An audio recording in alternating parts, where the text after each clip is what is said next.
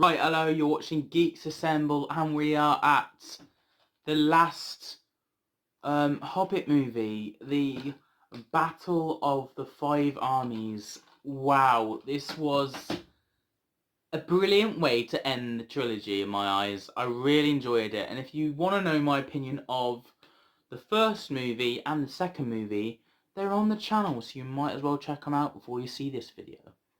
Pause the video, check them out. But yeah, I really enjoyed it. I've enjoyed The Hobbit. This is the first time me viewing The Hobbit. I've never seen it in my life. And I finally did it.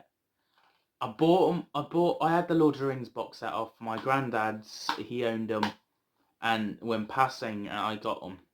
And I knew Lord of the Rings was a big deal, but I never bothered with them. But I had the box set, and I knew I was going to watch it one day. And I still haven't. I still haven't watched The Lord of the Rings because I wanted to watch The Hobbit first because I knew it would come before it. Now, a lot of yous may go, oh, you need to watch The Lord of the Rings before The Hobbit. And people can be like that. But the story's order is what I'm most concerned about. I don't care if people say, oh, Lord of the Rings came out first, you should watch it in that. I'm watching it in the story's order, and I really enjoyed it. I'm glad I did finish The Hobbit in this order that I have, because now I'm on to Lord of the Rings, the most famous version you could say of it. And we've had so many brilliant characters from this that I wonder, maybe they get a little reference from Lord of the Rings, or maybe they even appear as different actors maybe playing them, because I know it's been a while since The Hobbit and The Lord of the Rings tied together. But yeah, what I'm going to say about this story is it ties in with the second film, and the second film ties in the first one. It's like one book, and it's completely amazing. Obviously, the dragon escaped and destroyed the village, which it said it was going to do, and the Hobbit.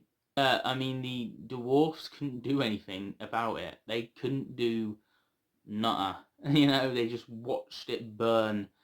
And then there was this mighty archerman human who flicked a knife thing at it and stabbed it in the right place to kill the dragon. Now, I really enjoyed that. His character, I thought he did quite well, and the connection with his son was quite...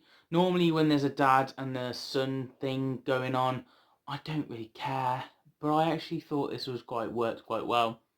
And also, I was also expecting the guy that was trying to survive and steal all the money, one of the humans, him trying to do stuff like that and trying to pretend to be a woman because the women don't have to fight, and then the women decide to fight. He's like, oh, no, I don't want to fight, no! And then they pull off the mask and he's like, right, I'm just grabbing this money and I'm going.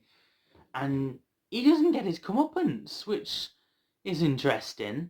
Or at least I can't remember he gets his comeuppance. But this film was 2 hours and 20 minutes long. I mean, wow. There's a lot to talk about, but there's too much to talk about for me to even try. The battle scene at the end, of course, what we'll get to at the end of this video. But before that, the king's obsessed with the gold. The sudden change of the Dwarf King, wow, his character changes, and he starts picking on people, and it's quite hard to see. You start to love this character, and you see how much he's a man of honor. His word is his words, and then all of a sudden it's not. It's happened. They finally got their kingdom back, and the first thing they decide to do is barricade themselves in it. I mean, yes, they did offer for the humans to we'll give you gold, and the elves wanted to take a certain jewelry, which commenced war upon them, and the king refusing to give that created that war. But then all of a sudden they had to all join forces because a bigger threat appeared with them creatures who I'm still not familiar with. I don't know their names, but they were attacking Gorgon people, I'm going to call them, but they were attacking the kingdom, and that's out elves, humans, and the Hobbit guy, Bilbo Baggins and the dwarves all joined forces against these creatures that I can't remember their names of, and they were coming towards, and it was a big battle, and I loved it.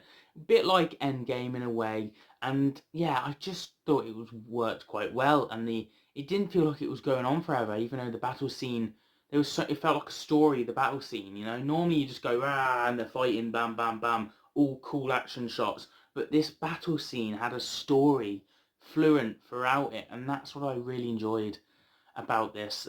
Normally you get a battle scene for a maximum of 20 minutes.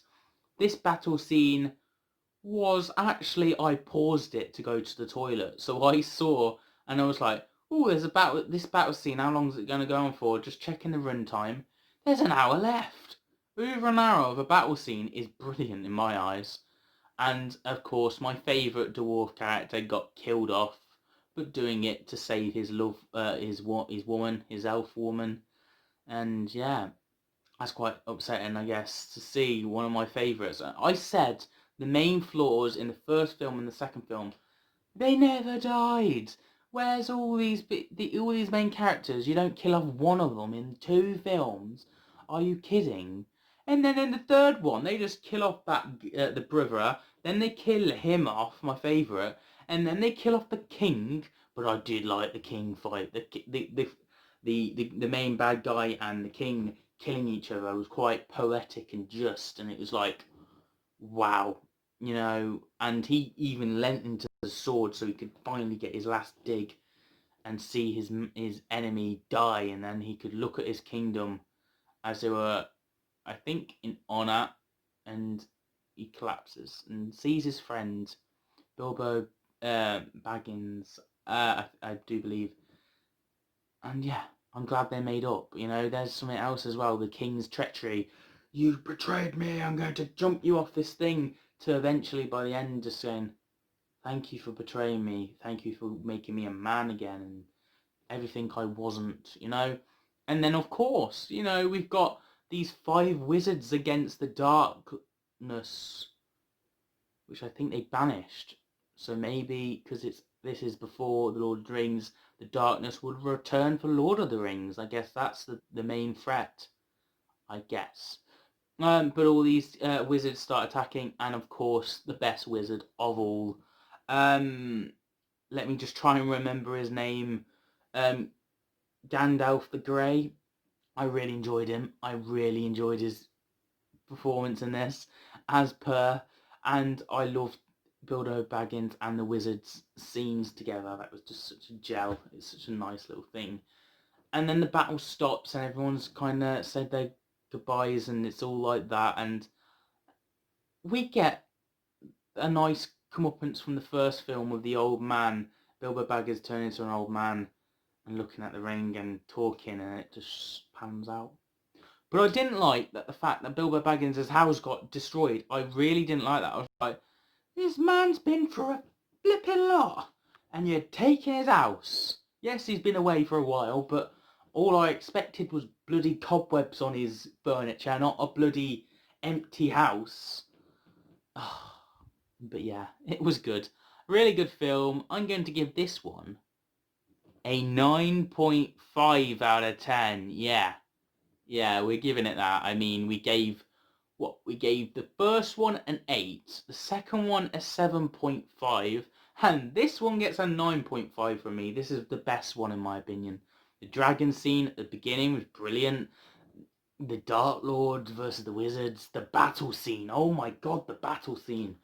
And the king turning against himself. There's so many good plot arcs. Ba-bam, ba-bam, ba-bam with this. I love it. I'm happy that I've started the trilogy, but I haven't finished it because now I've got to watch Lord of the Rings 1, 2 and 3. So I better get on to that.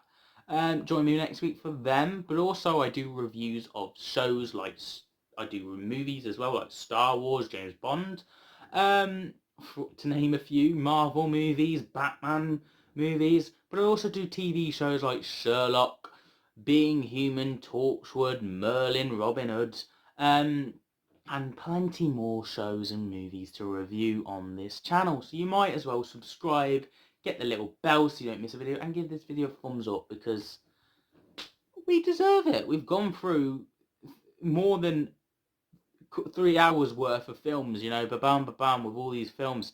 And I think, yeah, we should, if you like Lord of the Rings, give this video a thumbs up. That's a way of cheating you to like it, isn't it? I'm going to get a load of dislikes now, oh well. But yeah, subscribe, because we do a lot of videos and a lot of stuff, and you might enjoy it. I mean, also do a lot of Doctor Who, as I've met loads of Doctor Who stars, so there's always that. So yeah, see you guys for another video very soon, and as always, have a nice day.